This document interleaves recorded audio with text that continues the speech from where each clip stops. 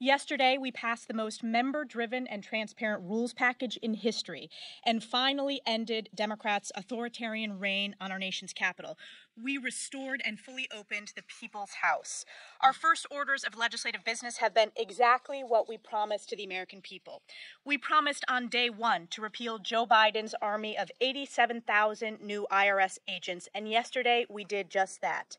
Today, we will counter the Chinese Communist Party with our Select Committee on China. We will vote to protect every American's constitutional rights with the new Select Subcommittee on the weaponization of the federal government.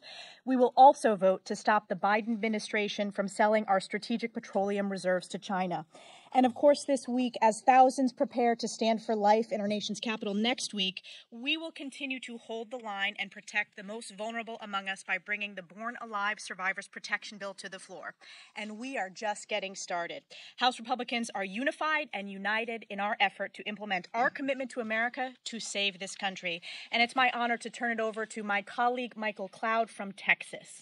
The big note of the week is that the People's House is open for business. And I can tell you it's been awesome to see in the last week, even as we roam the halls, to see families coming together and once again able to tour the People's House. Well, this rules package was along those lines in opening up the People's House for business. This is, as the chairwoman said, the most member-driven process on the Rules Committee. This was always about the needed reforms and structures that needed to happen in Congress. Many of us and most of us ran with the understanding that Congress is broken. A lot of those issues predated all of us, but it was really beholden upon us to do something about it. And so what we saw last week is members coming together, working together to make this a member-driven body where members would be able to adequately have input on bills, where we would be able to honestly debate these sorts of things and come together. And I can tell you I could not be more proud of our conference coming together, working together through these issues, and giving us a Congress, not the kind of top-down Congress we see from the left where they talk about unity, but it's conformity. It's really made for TV government. This is the kind of government that's made for the people, where we have honest, deliberative input among the people elected to represent them. We come to an awesome, successful conclusion, and we're ready to work for the people. Last night's bill was a great example of that. We're going to see a lot of progress going forward, and could not be more excited about where this conference is at this point. God bless y'all. We will now hear from the gentleman from Nebraska, Adrian Smith, who was the lead on the bill to repeal the IRS agents. Thank you, Elise, and thank you to the entire team here. Last night's legislation is about taxpayers. It's about empowering taxpayers who are trying to just do the right thing in paying their taxes without having to face more and more IRS resources, I think randomly out to place all these audits across the economy without being as diligent and customer service oriented as they should be. And I've told my colleagues on the other side of the aisle, let's work together to address the customer service needs that are absolutely needed all across the IRS because there are problems. Clearly, that there's bipartisan agreement that there are problems at the IRS. So the first step is to draw back these dollars that I think were so randomly placed and then start over so that we can meet the needs of taxpayers and the American people all across America. So next up is Anthony D'Esposito, featuring a freshman. Great to have an expanded team here. And he flipped a seat in New York, and we're glad he's on the team. Well, thank you, and good morning. It's great to be here with everyone. And most important, during the campaign, we make promises. And what's nice to hear today from our leadership is those promises that we made, we are going to keep. And I am excited, as a retired New York City detective, as someone who has spent his entire adult life in the public safety world, I'm excited that our leadership has put the protection of law enforcement at the forefront. As Democrats and the far radicals wage war, especially in New York, against those who wear the uniform, I'm honored to be part of a group that stands with the men and women who protect and serve, a group that stands to protect us and make sure that we hold accountable those who take oaths to prosecute and protect us. And I'm excited and look forward to the coming weeks and the 118th Congress, where we will put forth our commitment to America and continue to protect the United States of America and the men and women who serve it. Thank you. Now I'll turn it over to our Majority Whip, Tom Emmel. Good morning. I guess I'm going to dovetail in where Michael Cloud started. Last week was historic. Most of those deals usually take place behind closed doors, long before anybody gets to see how the sausage is really made. We'll remember that Nancy Pelosi gave all kinds of things 2 years ago just to stay by the slimmest of margins as the speaker. Kevin McCarthy, on the other hand, in our conference last week, what you saw was democracy at work. What you saw were people, as Michael said, representing their districts, coming to Washington, D.C., sitting down with each other in spite of differences, in spite of different perspectives, and being able to ultimately hammer out an agreement where they can work together. And it was misreported, I believe, yesterday that all of this was one thing. The rules package last night was very basic. With the exception of some church language, I think our leaders said there really were no changes. These were voted on before, that and the motion to vacate that went from 5 members down to 1. The other agreement is an agreement that the entire conference is going to hold themselves to in their leadership. It has to do with single subject matter bills. It has to do with eliminating Christmas trees, and I think Morgan Griffith said it best. We're not going to see any longer, if we enforce these agreements amongst ourselves, we're not going to see where the House sends over a coin bill to the Senate, which is a ceremonial type piece of legislation, which they sit on, and then ultimately they strip it and they fill it with, I believe it was the Inflation Reduction Act, and they send it back as the coin bill. That will no longer be acceptable in the House, which I would argue, and I think we heard this from one of our members this morning in conference, Morgan Griffith, this will arguably not make Kevin McCarthy a weaker speaker. This will make Kevin McCarthy perhaps the strongest speaker in modern times, this agreement. And there'll be more on that to come. The good news for us, the people that are standing up here, is we started to become a team last week. There's 222. This is a great time to be a Republican in Washington, D.C. in the House, because you have a chance to make a difference and you have a chance to be part of a great team that is going to work together. And I think you saw that starting to happen last week. Have we arrived? No, not yet. We'll continue to get better at this together. And sadly for all of you in this room, the better we get, the more boring we're going to be. So thank you. Well, thank you to our whip. Good morning to all of you, and it is exciting to be here as part of the new Republican House majority.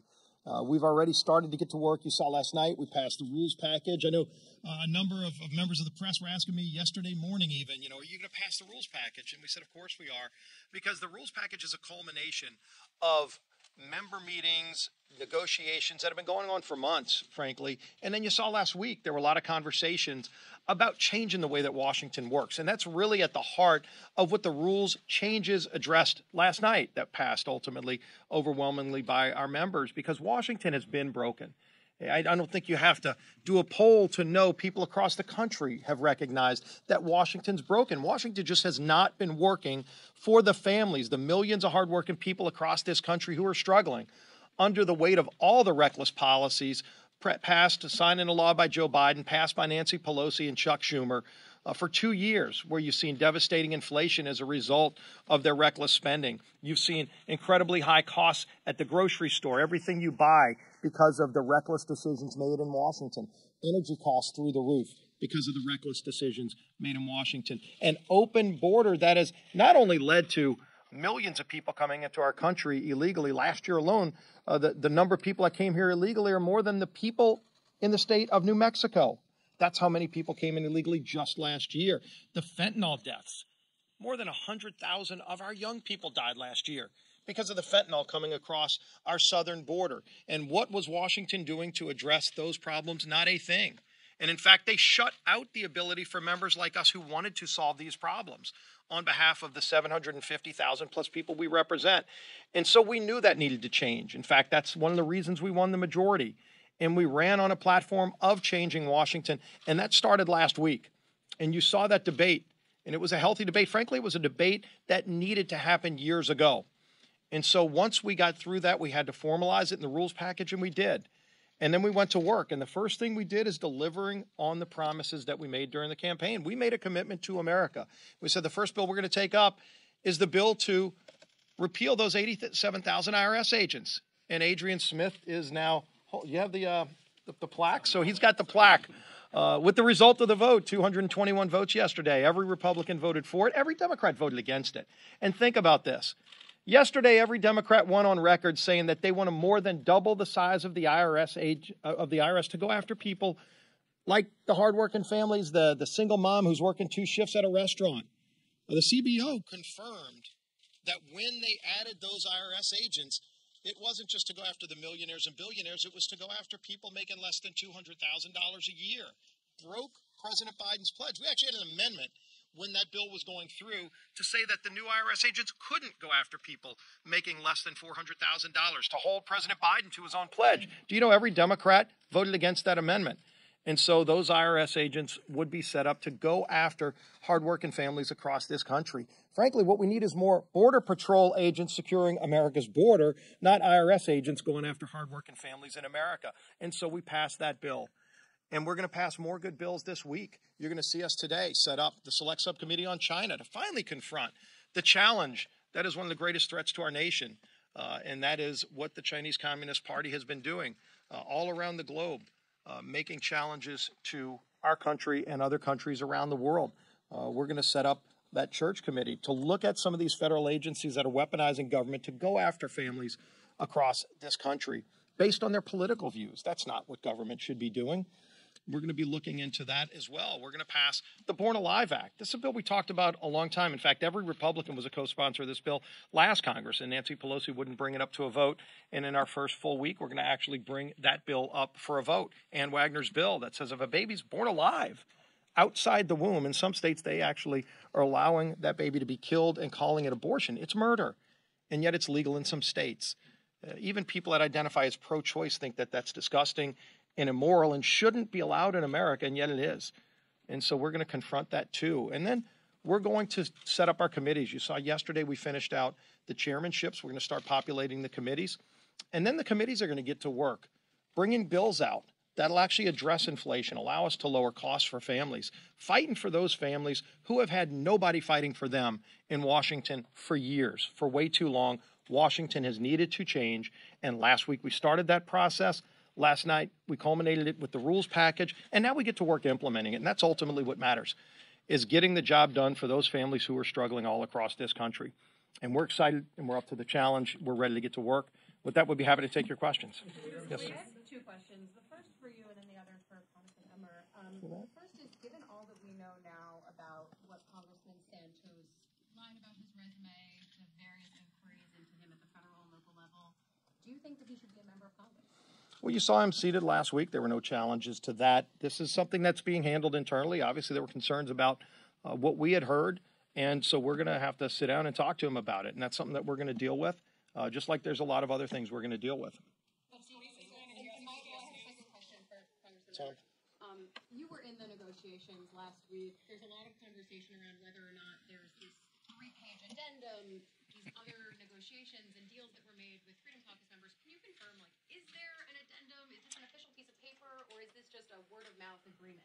There's no addendum. I wouldn't call it an addendum. I think our speaker put it up on the screen today and showed people. It reinstitutes the Holman Rule. It eliminates the Gephardt Rule. There will be single subject matter bills. There will be germaneness issues are going to be important. He made it very clear that there were no gavels given out. There were no deals like that were made.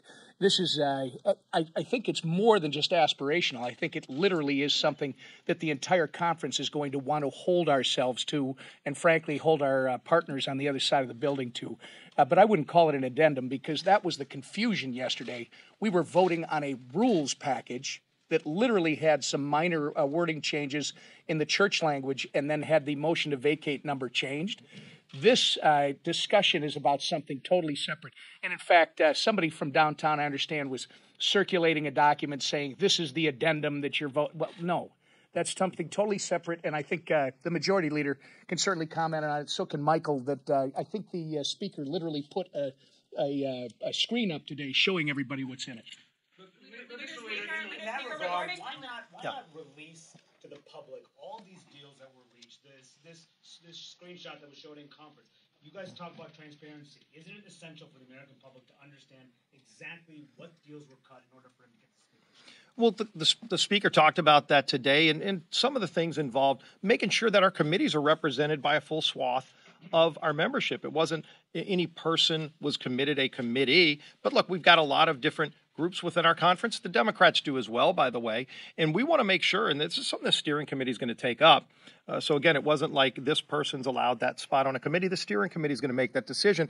But if we're going to be able to do our business, I'd love for the Democrats to vote with us. For example, this week, we're going to have a bill to say if the Strategic Petroleum Reserve is rated like President Biden has rated it over and over again, taking over 40% of our nation's reserve away, not to fix a national emergency, but to mask his really bad anti-American energy policies, then it shouldn't be sold to China. I hope every Democrat votes with us to say that America's national reserve for oil shouldn't be sold to China like President Biden did recently. But if Democrats don't work with us to solve these problems, we're going to still do it on our own. And so that means the committees have to produce bills that come out of committee that represent the full swath of our conference. And so that's something the steering committee is going to take up. And those decisions, let's recognize those decisions haven't been finalized yet because the steering committee, starting tomorrow, will go in to take up all of the committee's slots that have to be filled. The ratios have to be finalized. And then ultimately, what bills come to the floor, those are decisions through regular order that are going to be established.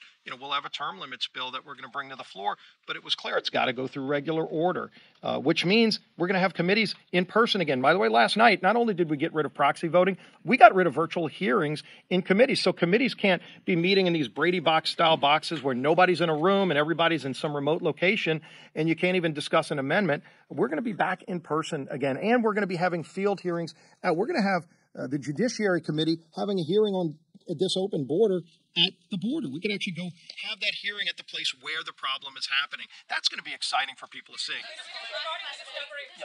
far as hearing now, once again, that Mr. McCarthy wants to block Ms. Swalwell, Mr. Schiff, and Ms. Omar from their committees. Now, we've seen this thing before with Martha Taylor Greene and Mr. Gosar. Is it going to be the same process where it will involve the entire Congress, or will it be a different process considering it will involve the Intel committee? Can you explain what the process will be? Yeah, well, first of all, nobody has been assigned to any of those committees yet. But as we see what comes out, the Democrats set a precedent that we urged them strongly not to go down last Congress. They decided that they were going to break the precedent that had been in place over 200 years and remove members of the opposing party that our party selected to be on committees. And so that was a practice they set. And so obviously we're going to be looking very closely at who they appoint. They hadn't appointed anybody yet to committees, but we're going to see if they do.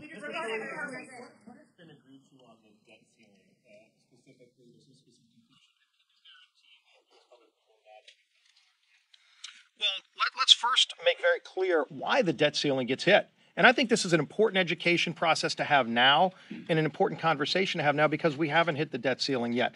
But America, over time, occasionally hits the debt ceiling because it's like a credit card limit. And families back home if they have credit cards, they have a limit on that credit card. And if they hit their limit or they're very close to it, which we are, it means you've spent more money than you have. You've spent more money than your credit card has allowed you to spend. And if you're going to ask for an increase in the limit, at some point in time, you've got to sit down and say, why are we hitting the limit? Why are we maxing out the credit card?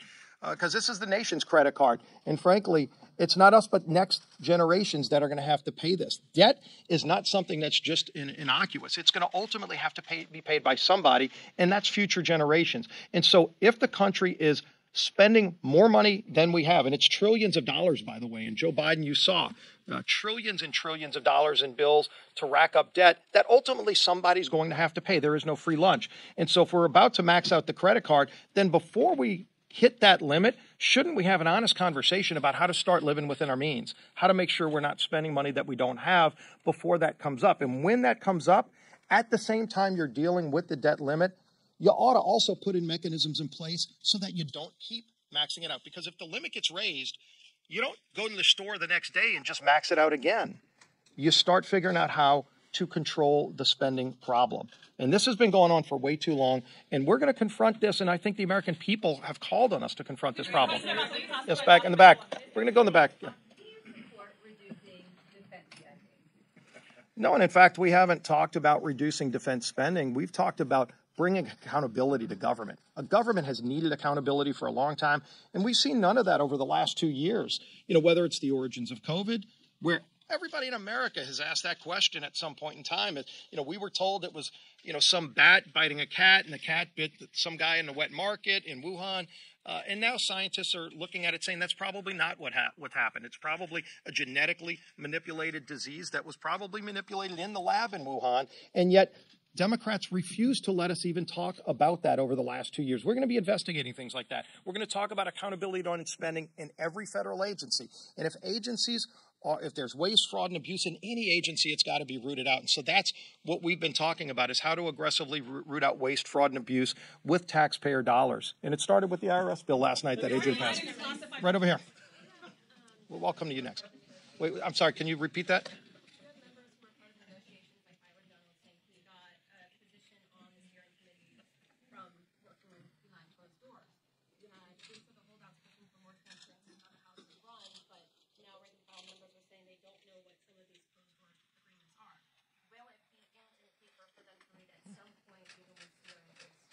Speaker McCarthy laid that out today to the membership. And again, there's still some decisions that have to be made, like the steering committee will be meeting to fill out the rest of the committees. That hasn't been decided yet. We don't even know which members are going to go for which committees in some of those cases. But at the end of the day, we want our committees to reflect our conference if we want to get bills out to the floor to pass. Because as the whip knows, you don't want to wait until a bill's on the floor to recognize that there might be an issue. You take care of those issues in committee, and that's why you want the entire conference represented, the different groups within our conference represented on the various committees, and we're going to be working to do that right here. Steve, I find it hard to You want to come in? No. I find it hard to believe that you all don't have a copy of the screenshot already. We usually hear about that. We'll go here and then we'll go to Chad. Discovery of Biden's classified documents. In the case of Mar-a-Lago, they were intentionally withheld, the classified documents, for more than a year, whereas with Biden's classified documents, those were voluntarily turned over. Does that make a difference in your Well, first of all, do we really know that? For years, when Vice President Biden left office, it looks like he took classified documents with him, and he was very critical of President Trump. By the way, the only person that has the constitutional ability to declassify any documents is the President of the United States, not the Vice President. So if then Vice President Biden took classified documents with him and held them for years and criticized former President Trump during that same time that he had those classified documents, and only after it was uncovered did he turn them back, I wonder why the press isn't asking the same questions of him as Vice President taking classified documents that they were asking President Trump.